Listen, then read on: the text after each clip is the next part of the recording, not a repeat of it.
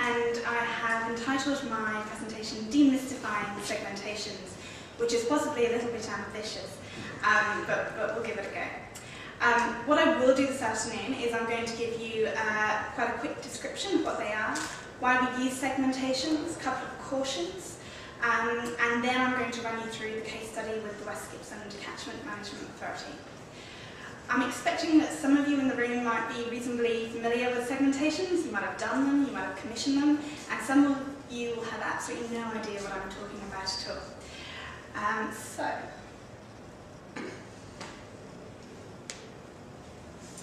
What is a segmentation? So, simply put, segmentation is a way of dividing up a population into subgroups who are similar in certain ways. And you can segment a population in quite a simple way by considering demographic information or how people answer a particular question in a survey. Or you can approach it in a far more complex way by looking at attitudes of respondents towards a particular topic. And if you approach a segmentation in this more complex way, then you use techniques such as factor analysis, which analyses interdependence, and cluster analysis, which is a collection of algorithms, and also latent class analysis too.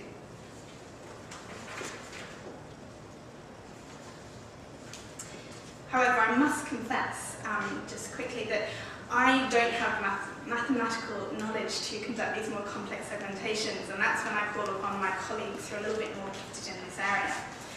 However, I do have plenty of experience in designing research projects that involve segmentations, interpreting the results of segmentations, and also incorporating them into research projects that use qualitative research as well.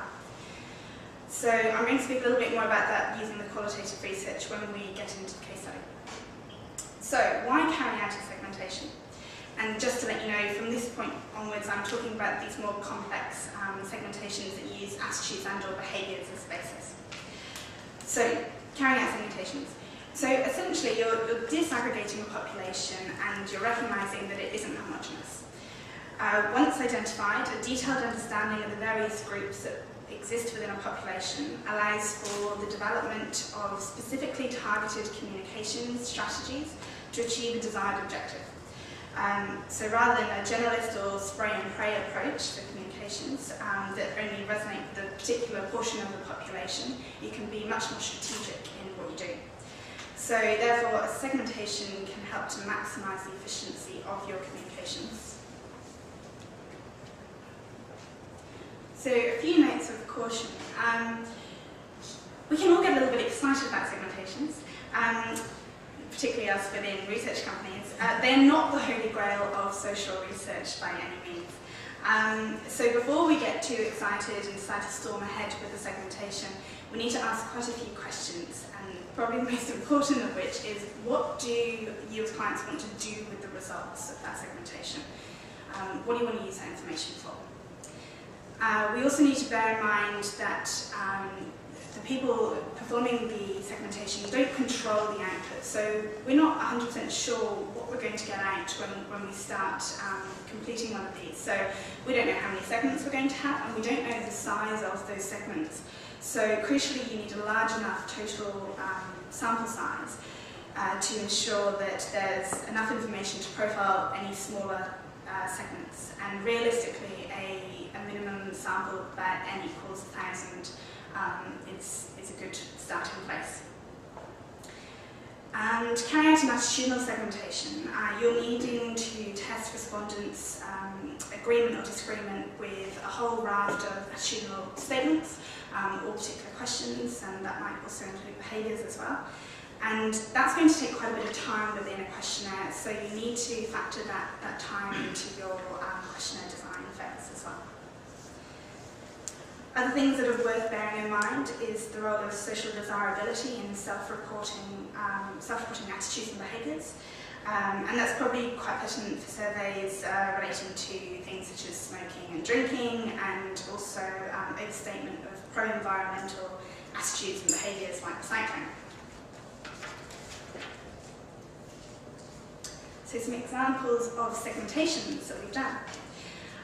We've used segmentations for a variety of research projects, including ones on road safety, where we wanted to build a profile of drivers who speed, those who are more concerned about the risks of getting caught and having to pay fines and accruing demerit points, versus those who are more worried about crashing and then working out a communications campaign to try and deter people from speeding. Last year we were commissioned to undertake a very high-profile immigration study that we used the segmentation for, which was looking at the variety of attitudes in the community towards immigration. However, overall, our greatest breadth of experience in segmentations is relating to the environment, sustainability and resource management. Just to summarise, I suppose the point that I want to make is that segmentations are really quite useful and interesting tools that can help you divide up a population into subgroups. Using qualitative techniques and research, as ever, brings that more detailed understanding of the population and can help us look at those nuances between say, ability and willingness to adopt certain behaviours, which is particularly interesting in the environment, public health areas. When combined with qualitative research, segmentations can help us understand the different mindsets that exist within a community and enable researchers to investigate in more detail the information, wants and needs, the messages and the engagement approaches that are likely to resonate best with the members of these